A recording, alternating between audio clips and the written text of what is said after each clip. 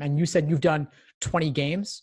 Yeah, not a lot. Like, I guess maybe I should try to organize better. I find it's also very difficult in terms of like time, because once I get the organization down with like the 1D games and everything, I find that I'm spending way too much time like focusing on one question and then trying to answer like all of them.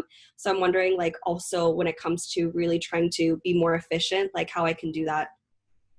Yeah, well, I mean, to me, the problem is pretty clear. It's that you've only done 20 games.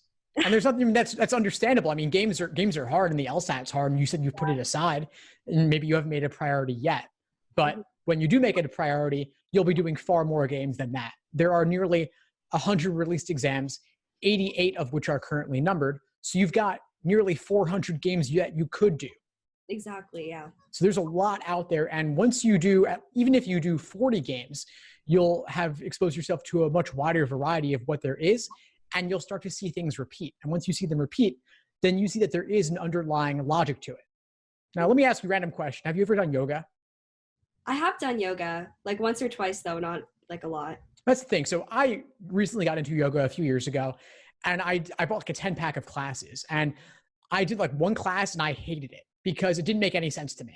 It's like a bunch of random poses I had never done before, but I had this 10 pack and I was like, I might as well use it. The place is around the corner. And I started just going every couple days. And by class number 5, I started to get a sense of what it was like. And then by class number 10, I was hooked because I saw there's a rhythm and a pattern to it. And the same is true of the LSAT.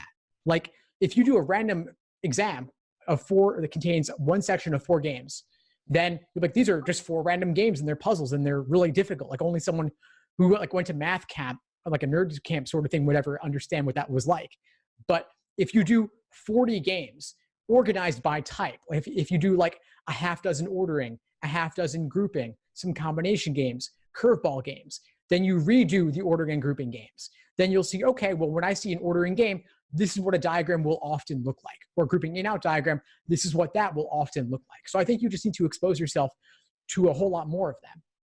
Thanks for tuning into the show. Please subscribe if you haven't done so already to be notified of new episodes as I release them. And feel free to reach out if you need anything at all as you move forward with your prep. I'm happy to help however I can. In the meantime, I wish you all the best and take care.